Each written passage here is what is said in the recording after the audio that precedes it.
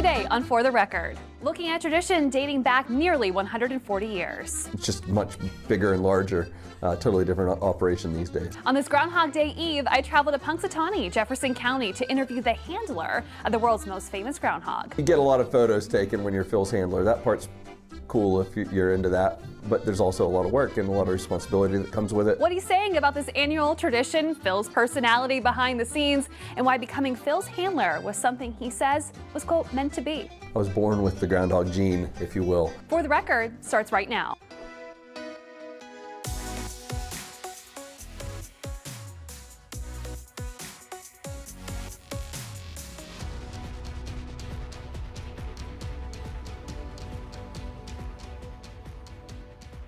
Welcome to For the Record. I'm Jill Swed. Groundhog Day is less than 24 hours away, and the entire world is watching to find out if Punxsutawney Phil will see his shadow, meaning 6 more weeks of winter, or not see it, signaling spring is right around the corner. So today, I'm traveling to Punxsutawney in Jefferson County to speak with Phil's handler, the man nicknamed the Rainmaker. He's sharing more about this incredible annual tradition unfolding just about an hour and a half outside of Pittsburgh. How did you get the esteemed position of being Punxsutawney Phil's handler? Well, there's a lot of fame and you know fortune, I suppose. Not fortune, but you get a lot of photos taken when you're Phil's handler. That part's cool if you're into that, but there's also a lot of work and a lot of responsibility that comes with it. So I think when the time came that the last handler was retiring, he kind of said, someone's gonna have to do this. And I looked around the room and I was like, if I don't raise my hand, someone's gonna get this job and I really want it. And I put my hand in the air and I looked around and I'm like, no one else is taking it. All right, it's me. Yeah. So, yeah. How many years have you been Phil's handler? I think this is 9. 9, Yeah. Okay, wonderful. Tell me a little bit about your background. What is your roots here in Punxsutawney? Are you a native or are you a transplant? I'm a Punxsy native. I was born here. And I actually, the Groundhog Club isn't a legacy organization, but I am a legacy member. Wow. My grandfather was a member and my dad was a member. So I've got lucky enough to follow in their footsteps. What does that mean in your family to have such a close tie to Groundhog Day and Punxsutawney Phil? I mean, it's always been very important to us. I mean, people say, how do you become a member of the Groundhog Club? Well, that was part of what got me in. Was I was there, I was involved, I was born with the groundhog gene, if you will, and so yeah, for our family, it's just always something that we've been such a part of, and it's been very important to us. So yeah, it's fun and a big deal. Yeah. What are some of your earliest memories of Groundhog Day? Well, my original, like my first Groundhog Day memories would have been my dad as a non-member, bringing me to Groundhog Day to watch my grandpa go up on stage. And, back in those days, that would have been I was born in '79, so that would have been in the 80s. It was 1,500 people, and I'm not even kidding. You'd look to your left and there'd be like a tent, and to your right there'd be like 3 empty 30 packs of beer. And it's just a small little thing. It was, you got up here at 6 o'clock in the morning. Phil came out and saw his shadow at sunrise, which might be like 7:15-ish. And my dad would drop me off for school. I wouldn't even be late for school. Oh my gosh. It was, and they'd all go to work. Like Groundhog Day was just totally different back then. And that was their only, they had 2 events back then, Groundhog Day and the Groundhog Picnic, which is in the fall. Other than that, there wasn't much going on throughout the year. Now it is 365 days a year, totally different, it's just much bigger and larger, totally different operation these days. I can attest being at the party that was here last year, so I'm sure it's going to be even bigger this year as well. You probably know Phil the most out of the inner circle. What is his personality like? Phil's a little, maybe I'd say like cattish, or like a horse, where if he's familiar with you and you see him often and he recognizes you as someone he trusts, he is pretty good, he's pretty nice. And when I walk into Phil's zoo, he walks right up to me and crawls up my leg, and I'll give him a peanut or maybe a piece of a banana or something, and he's happy, and we have a little chat and go our separate ways. But if one of the other guys, even if one of the other guys walks in the zoo with me, he can tell someone else is in there, and he's a lot more hesitant to walk right up to you because they're just like a one-man dog, you know. How was he with Phyllis? Phil's always good with Phyllis. Yeah. She tolerates him sometimes, and sometimes she's had enough of his, his late nights. Maybe I don't know. Because he gets quite busy in January, leading up into Groundhog Day. But yeah, they get along pretty good. They have a couple kids, Sonny and Shadow. They're, I suppose, in Groundhog years, they're adults now. So. Nice. You mentioned that this has turned into a year-round 365-day job and really an initiative for the Inner Circle. What does that mean for you as Phil's handler? Are you going out to events across the Commonwealth all year round? What kind of does the year's calendar look like for you? We do. We're always, at least once a week, there's something that Phil has to do. Some of it is like that we chase it, but most of it is just kind of happens because we all have day jobs too. But Groundhog Day is just organically evolved into what it is today. So like I said, we're not really chasing it, but it's our main goal is we have one mission, and that's to perpetuate the legend of Punxsutawney Phil. So the way we look at it, that's how do we do that? Well, we have to provide some value to someone that's traveling to Punxsutawney. And we realized at a point that it wasn't on just Groundhog Day. If someone was driving across 80, and this is happening like every day, they'd be driving across 80 or somewhere, and they'd say, oh, hey, Punxsutawney's like right along the way. Let's swing through there. I just want to see where that takes place, or I want to see Phil. It's like the Blarney Stone or like something. And we realized we didn't have even a presence up here on Gobbler's Knob. Like for the people that don't realize, Gobbler's Knob is like where Groundhog Day takes place, is like a mile outside of Punxsutawney in like a rural setting, but our office was downtown Punxsutawney. And so we wouldn't even be up here in the summer months. And so one of the guys would be up like weed whacking or pulling weeds or painting a fence or something. And he'd say, do you guys realize that there's like 3 cars an hour coming in there? Wow.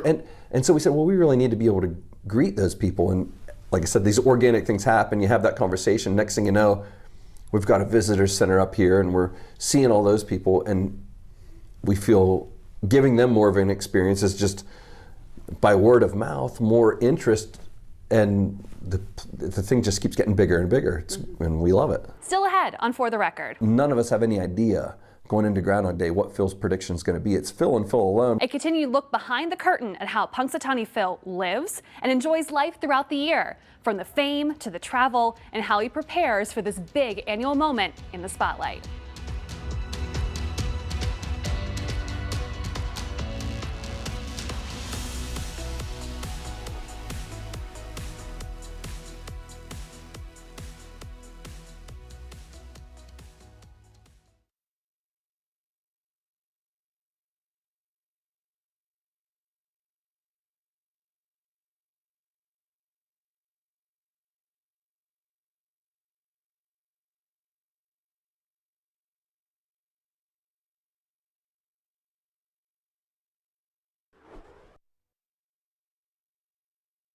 Welcome back to For the Record. As we continue my conversation with the Rainmaker, the man honored to serve as Punxsutawney Phil's handler, I learned more about what life is really like behind the scenes with Phil.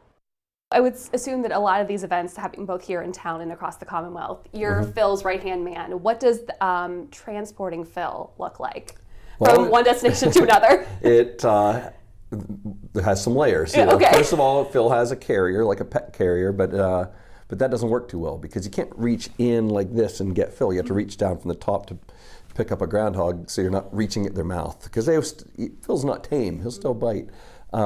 So we have built some different things, but his main travel carrier is a plexiglass cylinder that we've built that he can be in. He can't jump out of it, and people can get pictures from the whole way around. And so he travels in that, and then we put that in sometimes in the back of one of our vehicles, but most often in the Punxsutawney Philmobile, which is like a shuttle bus, like an ATA bus or like a, like a airport shuttle bus. Yeah. And it's all, it's wrapped like this room in full ground. It is full Punxsutawney Phil from one end to the other.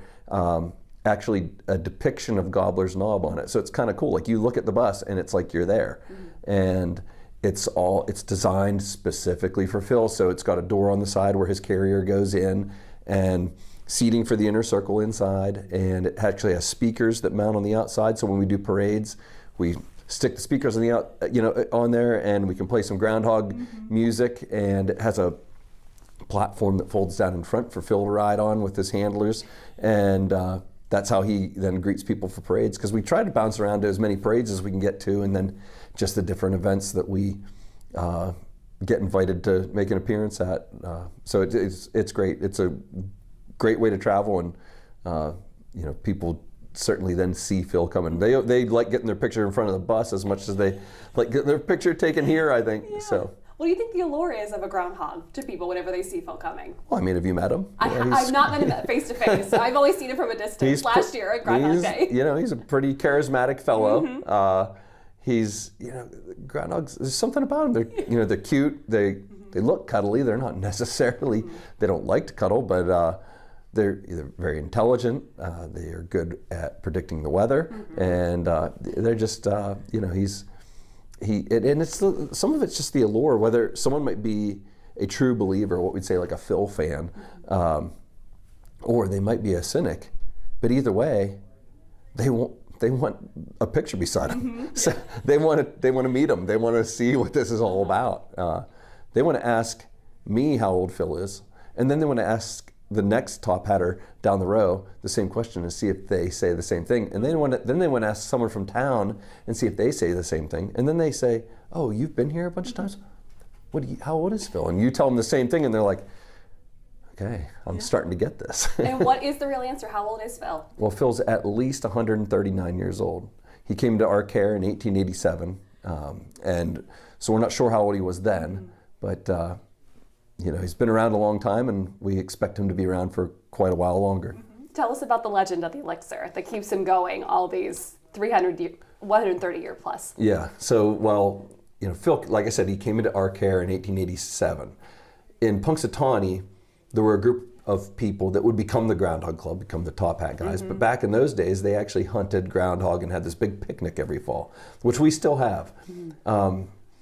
And groundhog was the main course. Well, what we say is that one year, a particular groundhog presented himself to these hunters and huntresses, and they recognized that he was unique. And from that point forward, he was the guest of honor and no longer the main course. So now we have steak and mashed potatoes and corn on the cob, and Phil gets to attend the picnic. And at that picnic, he goes down onto his stump and is administered the elixir of life, or some people call it groundhog punch. But it's a secret recipe passed down from handler to handler, and with each sip, he gets 7 more years of longevity. So you can actually, I don't know if the camera shows it, but we're in this depiction back here. We are administering the elixir. So. Very nice. Yeah. Another part of the lore is the groundhog ease that everybody in the inner circle learns and is able to communicate with. Well, Phil. that's actually not true. Not accurate. Okay. So groundhogese is a language that is able to be interpreted by the Groundhog Club president. Oh, okay. Through his possession of an ancient acacia wood cane, walking cane. Okay. And that cane kind of gets passed down from president to president, but I like to say it's kind of like if people know the story of the sword and the stone. Like I might hand you that cane and you'd be looking at Phil and, just know nothing's different. Or you might pick it up and you look at Phil and he looks at you and says, "Hey, I could really go for an avocado right now," or something like that. And so then you would know that you'd be actually the heir apparent to the presidency of the Groundhog Club. We'd have a lot of paperwork and things to do, but that's kind of how that works. It is that cane gives that one person the ability to interpret groundhogese. They can't even necessarily speak it. Oh, okay. But they can understand it. So that's what happens on on February 2nd. There's that's something, even Wikipedia has it wrong. You get on. People think we have like it's all scripted and we have it all figured out, but there's 15 top hatters and none of us have any idea going into Groundhog Day what Phil's prediction is going to be. It's Phil and Phil alone. I could sit there and say, buddy, the shadow's right there. It doesn't matter. It's Phil's prediction. He communicates that prediction to the president in Groundhogese. And the president then directs the vice president of the Groundhog Club to read the proper prediction. That's how that all happens. So it's all through that Groundhogese. So like I said, none of us actually, other than the president, have any idea what Phil's saying. For me, it just sounds like a groundhog clicking his teeth and wiggling his ears. So, very nice. As a meteorologist, I have to ask you, what is Phil's weather background? Does he have any weather schooling that he's learned over these years? He's what we would call a savant. Okay. A weather savant. Yes. He has an all 100% natural ability. Very nice. Okay. Do you have any idea what he's going to say this year? Has he told you anything? I have no idea. Okay. Sometimes I can sense an inkling, or I think, I like to ponder, I guess. But yeah, I really have no idea. Okay. Yeah. It'll be the morning of. If you wouldn't mind taking us back to your very first Groundhog Day as his handler, what was it like awakening from his hibernation in the stump on Gobbler's Knob? Well, and it has become, you get a little more comfortable with it, but I didn't grow up being on stage in front of 50,000 people, nor do I do it throughout the year. So that part of it, there's, as you know, with your profession, there's some pressure. There's a little showmanship too, yeah. There's some showmanship and some pressure, and you're trying to keep your mind from getting into the gutter and contemplating failure in any way. And so, you just want to do it right. You don't want to trip. You don't want to, you don't want your buttons to be buttoned crooked. Yeah. So, you're just trying to think all those things. You guys are all dapper up there on the stage. But it really has nothing to do with, once you realize it has nothing to do with you and you're just the messenger, then you're all right. And then, you open the doors and you're praying he's in there, because he could, I suppose, dig through the stump, but he never does. You get him out, and it all happens very, very fast. But it is awe-inspiring to see all those people and hear their cheers. It is just unbelievable. It really puts it into perspective. It's, for me, there's nothing else like it. It's I'm lucky to have my time with Phil, and at some point it'll come to a close and I'll move on to some other position, but for now it is a great job and I'm glad to be there with him. Still ahead, a final thought from Punxsutawney Phil's handler.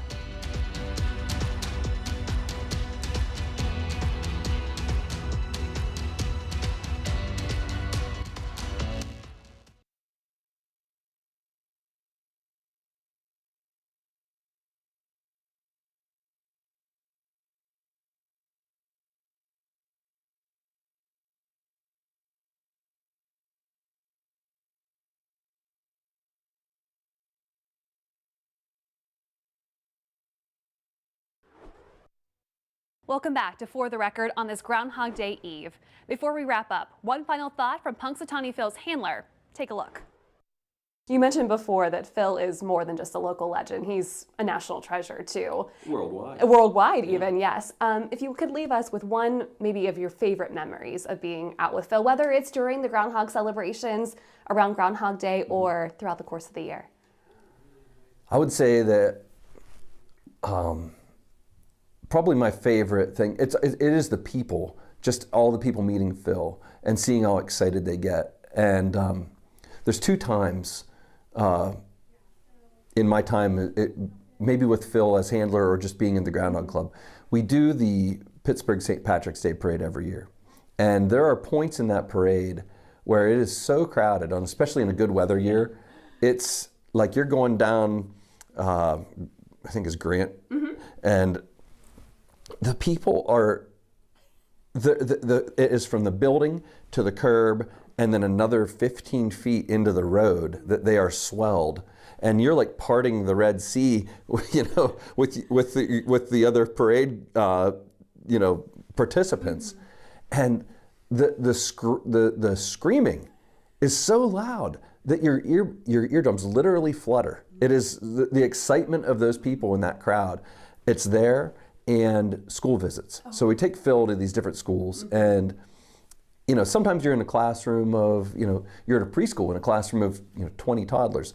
Sometimes you're in a large school district in their gymnasium with the entire school, and you walk into those things and it's the same way. Like, it is so loud and so unbelievable, and they're cheering for Punxsutawney Phil, and you see it and you feel it, and you're like, you recognize how 50,000 people descend on a town of 5,000 once a year to watch a groundhog predict the weather. It's real. And keep it here, because coming up after the break, why For the Record's focus on Groundhog Day is far from over.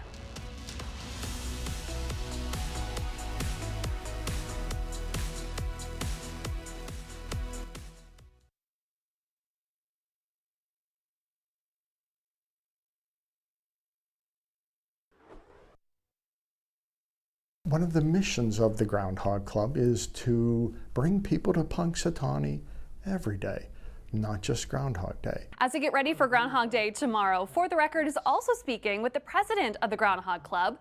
Join us next Sunday at 11, and we'll look back at the prediction Phil makes this week and also learn more about the Groundhog Day traditions in Punxsutawney.